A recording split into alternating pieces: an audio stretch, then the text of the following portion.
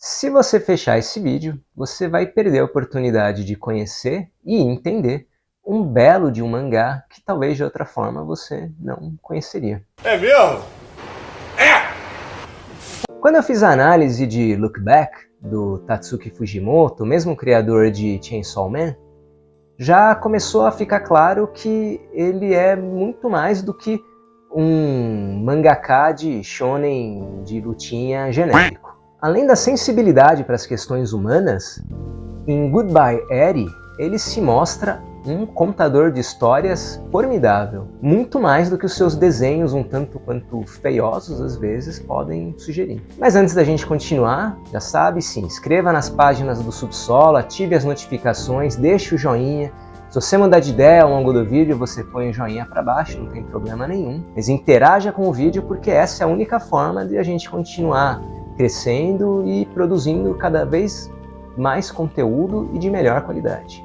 Goodbye Eri é um mangá one-shot, foi publicado originalmente pela internet, então ele só saiu depois em edições físicas, e nele é contada a história de Yuta. Yuta é um menino de 12 anos que no seu aniversário ganha da mãe um smartphone. Parece que é um momento de festa em família, parece que está tudo muito bem, mas aí vem a primeira pancada. A mãe do Yuta deu o smartphone para ele porque ela está no bico do corvo e quer que ele grave os seus últimos dias. E desde o comecinho, desde a primeira página, a gente vê que os quadros são todos horizontais, são fixos, 4 quadros horizontais por página, e eles meio que emulam o formato da câmera do smartphone, porque em geral tudo que a gente vê nos quadros é aquilo que o Yuta está gravando pelo celular. E aí a gente vê se sucedendo cenas do cotidiano, situações banais como o pai e a mãe do Yuta vendo TV, cenas bem-humoradas, tipo o Yuta filmando a mãe dele indo ao banheiro falando: olha, minha mãe vai dar um cagão agora, e ela brigando com ele. Mas a gente vê também, sem aviso, coisas como: ah, esse daqui é o meu pai chorando escondido. Então, fica claro que esta é uma família que está sofrendo.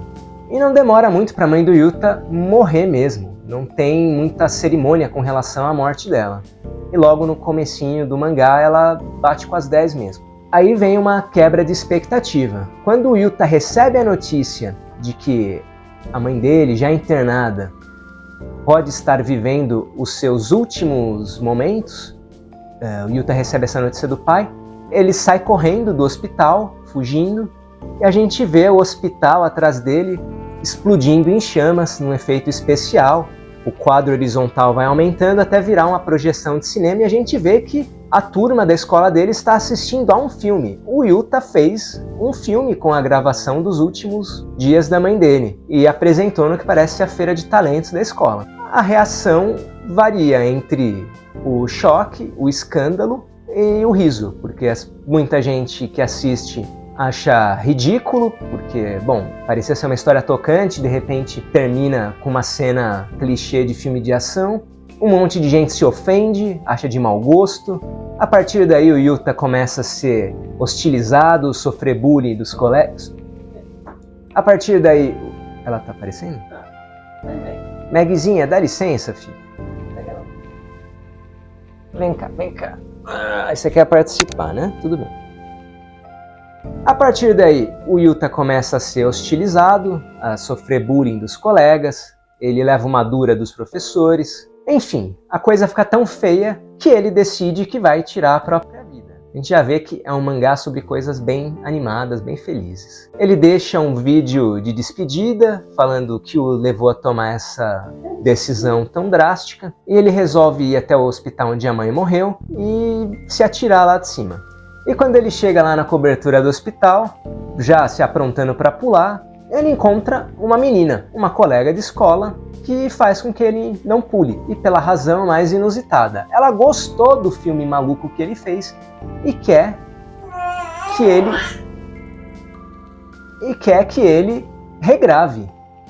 Essa menina é uma cinéfila, ela é obcecada por filmes, ela assiste filme o dia inteiro, viu o potencial no que ele fez e quer que até a próxima feira de talentos da escola, no ano seguinte, ele tenha um filme que faça as pessoas que assistirem chorarem até os olhos pularem de suas órbitas. E aí meio que o mangá vira um shonen, mas um shonen sui generis, porque afinal de contas ele vai receber um treinamento muito árduo para superar um desafio, que no caso é fazer um filme melhor do que o que ele fez anteriormente. E aí toda a vergonha que Yuta estava sentindo, todo o orgulho ferido de ter sido zoado pelos colegas, de ter levado uma dura de professor, tudo isso fica de lado e ele começa a se dedicar a aprender sobre cinema. Ele passa a frequentar, junto com essa menina, um edifício abandonado, onde ela fica o tempo todo vendo filmes, ele começa a ver um monte de filme o dia inteiro, vai escrever o roteiro, enfim, ele vai passar por todo o treinamento para fazer um filme perfeito. E quando a gente descobre o nome da menina, pelo menos para mim veio uma nova reviravolta. Porque o nome da menina é Eri. Então o adeus do título não é a mãe do Yuta, como eu pensei ingenuamente quando eu comecei a ler o mangá. Mas a Eri, ou seja, ele vai passar por mais uma despedida. Porque a Eri também tem uma doença terminal, ela também vai morrer, e ela quer que o Yuta faça um filme sobre o final da vida dela. Só que Goodbye Eri não é sobre o dramalhão de um jovem que passa sucessivas perdas ao longo da sua juventude, e ele vai passar por ainda mais perdas, como a gente vê ao longo do mangá. Também não é um mangá sobre carpe diem, sobre aproveitar a vida porque ela é fugaz, ou qualquer coisa assim. Mas sim sobre memória e sobre o poder da arte. Sim, porque aqui se trata de, por meio da arte, criar uma... porque aqui se trata de criar memória por meio da arte. O objetivo da Eri, ao ser objeto de um filme, não é simplesmente deixar uma lembrança, mas uma lembrança específica. É determinar por meio do filme, por meio dessa obra de arte cinematográfica, a maneira como ela quer ser lembrada pelos outros. Não pela pessoa que ela era, mas como ela quer se mostrar ao longo do filme. E a gente vai percebendo isso conforme vai sucedendo uma reviravolta atrás da outra no mangá. A certa altura a gente descobre que na verdade a mãe do Yuta era uma megera, uma mãe completamente diferente daquela que ele mostrou no filme. É mesmo, é? Acontece que ela era produtora de TV, estava doente e queria fazer um documentário sobre a corajosa luta dela contra a doença, e por isso ela fez o marido filmar o dia a dia dela todo, e como ele tinha que trabalhar, tinha as coisas dele, ela arrumou um celular para o filho só para que ele gravasse enquanto o marido não pudesse. Então, além de egocêntrica, ela era abusiva verbal e fisicamente, ela humilhava o Yuta, ela chegava a castigá-lo fisicamente.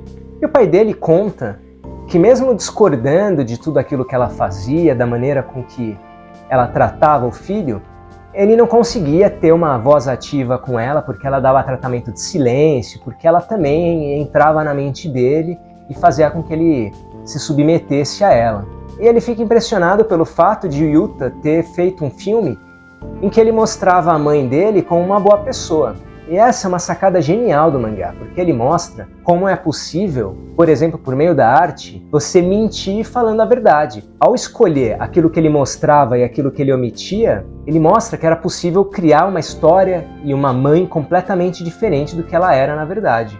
E esse é um poder da arte, não só do cinema, mas dos quadrinhos também. Aí já dá para perceber quantas histórias diferentes podem ser contadas com base nos mesmos acontecimentos. Tudo isso só escolhendo aquilo que você quer mostrar, o que você não quer mostrar e o ângulo pelo qual você vai mostrar. Da mesma forma que o Yuta criou, por meio do filme, uma mãe da qual ele gostaria de se lembrar, que era diferente da mãe dele de verdade, a Eri quer, por meio do filme, mas dessa vez com o Yuta sabendo filmar um pouquinho melhor, criar uma imagem para a posteridade dela, não como ela era de fato, mas de como ela gostaria de ser, de como ela gostaria de ser vista. Tudo isso em meio à monotonia dos layouts fixos das páginas. das repetições, né, dos vários quadros repetidos que o Tatsuki Fujimoto usa, o que acaba mostrando como o cotidiano, como a banalidade do dia a dia é pontuada por eventos que podem ser devastadores. Esse desejo dos personagens diante da morte, de ter a sua imagem preservada, eles refletem muito o nosso anseio, a nossa necessidade de criar permanências, de tornar as coisas eternas em meio à fugacidade inevitável que marca a nossa vida. Goodbye Eri mostra como muito do que acontece com a gente ao longo da vida, das pessoas que a gente conhece, as situações que a gente passa, tendem a oscilar entre o banal, o indiferente, até o perverso, o cruel. E como a gente precisa da arte para reelaborar essas experiências. A arte nos permite criar beleza e sentido quando a realidade por trás dela muitas vezes não tem nenhum nem outro. Outro ponto interessante é que, como os quadros têm o mesmo formato da tela de um smartphone, e como quase tudo que a gente vê no mangá é a tela de um smartphone, como se fosse a tela do smartphone do Yuta, fica implícito que é como se a nossa subjetividade estivesse já condicionada à tela dos smartphones especificamente, e como se já estivesse naturalizada também não só a tentativa de criar permanências, de transformar os momentos em permanências, as pessoas, etc., mas também a exposição da intimidade, em tornar público tudo aquilo que seria a experiência privada. E ao fazer isso, acaba se criando também visões permanentes mais idealizadas e muitas vezes que não tem nada a ver com a realidade que essas imagens tentam retratar. De fato, o Yuta consegue fazer um filme que arranca lágrimas da plateia, que faz com que a única coisa que se ouça após a exibição sejam os suspiros e as lágrimas de uma plateia em silêncio, pasma. Ele de fato faz um filme em que a Eri aparece com uma menina muito mais humana e capaz de suscitar empatia, simpatia e compaixão do que ela era de verdade. Isso aparece até num diálogo com uma amiga em comum. E é engraçado nesse ponto porque essa amiga, ao apontar falhas no filme, essa amiga aponta que a Eri de verdade era uma pessoa muito pior do que a que o Yuta mostra no filme. Mas ao mesmo tempo ela agradece porque ela prefere se lembrar da Eri que está no filme e não da Eri que ela conheceu de verdade. Agora eu vou falar um pouco sobre o final de Goodbye Eri, que gerou confusão em muita gente que leu o mangá. Então se você é spoiler-fóbico ou gatilho-fóbico, talvez você não deva prosseguir a partir daqui. Ou talvez você nem devesse estar vendo os vídeos do canal, mas enfim, nesse caso eu vou avisar só por via das dúvidas. A partir daí as coisas ficam malucas de vez. Os anos sucedem, o Yuta casa, tem filho, ele se torna um cara não lá muito bem sucedido, mas também não infeliz, mas ele revela que ele nunca conseguiu se libertar de vez das gravações, das mais de 2.000 horas de gravação que ele fez da Eri. Ele ficou editando e reeditando e remontando o filme após todos aqueles anos da morte dela e da apresentação na escola. A gente descobre também que a certa altura o Yuta passa por mais uma tragédia. Ele perde num acidente de carro mais banal possível toda a família dele, o pai, a mulher, a filha, só ele sobrevive. E aí ele decide que não dá para ele viver assim, ele vai encerrar a vida dele no único lugar onde ele conseguia extrair sentido, num lugar onde esse ato fosse significativo. Dessa vez não mais o hospital, como ia ser quando a mãe dele morreu, e ele foi zoado ao exibir o filme da morte dela, mas sim um edifício abandonado onde ele assistia aos filmes com a Eri, onde ele passava tardes e mais tardes com ela. E ao chegar ali, ele se depara com a Eri no mesmo sofá. Da mesma forma como ela era quando eles se conheceram, quando eles conviveram, ou seja, ainda jovem, após todos esses anos. É importante comentar aqui como o Tatsuki Fujimoto vai soltando pistas ao longo do mangá e como tudo isso é amarrado no final. Em certa passagem no mangá, o pai dele fala pro Yuta como ele sempre gostou de colocar uma pitada de fantasia em tudo que ele fazia. E o Yuta, reconhecendo verdade nisso, repete isso algumas vezes ao longo do mangá. E ele também se refere a Eri, no filme, como uma vampira. Tem essa brincadeira de que ela é uma vampira porque ela tem um jeitão meio soturno. É isso que no finalzinho ela aparece, supostamente, jovem, como se ainda estivesse no colégio. E aí, olha a maluquice. E ela revela que a cada 200 anos o cérebro dela morre e ela renasce 3 dias depois, como Jesus, só que sem memórias. E aí, ela recebeu da Eri anterior uma carta e o filme que o Yuta fez, para ela saber quem ela é. Dessa forma, ela não só saberia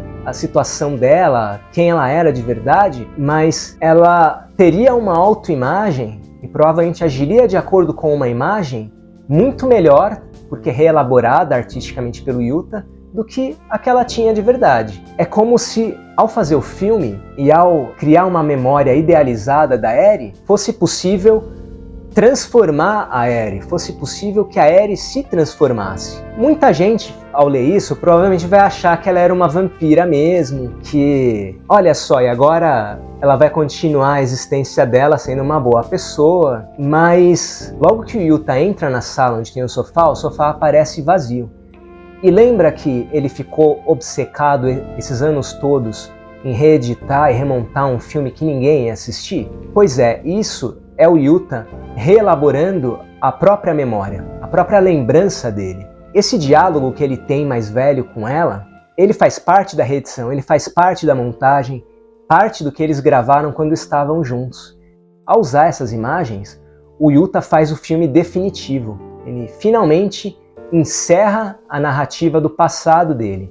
Ele reelabora esse passado, reintegrando os traumas pelos quais ele passou, ressignificando essas experiências todas, fazendo um último filme que permitiria a ele continuar a própria vida. Ele se despede dessa Eri, entre aspas, que é parte da gravação, e a gente vê no quadro final ele saindo do edifício e esse edifício explodindo atrás dele. Só que dessa vez ele não está correndo, fugindo como um garoto que acabou de perder a mãe. Ele está sorrindo e está saindo tranquilamente, como alguém que finalmente fez as pazes com o próprio passado. Eu não deixo de pensar no final, quando o Yuta finalmente conclui o filme e a gente vê a explosão atrás dele, se ele não se libertou não só desse longo episódio da vida dele, que foi as gravações e elaboração do filme, mas também dessa visão, desse olhar, dessa subjetividade confinada ao smartphone, porque o quadro final não tem o formato de uma tela. Se você assistiu até aqui, meu muito obrigado, não deixe de se inscrever no canal, de escrever aí nos comentários o que você achou. Goodbye Eri ainda não foi publicado no Brasil, mas se você sabe inglês dá para você achar e ler na internet de graça. Mais uma vez agradeço e até o próximo vídeo.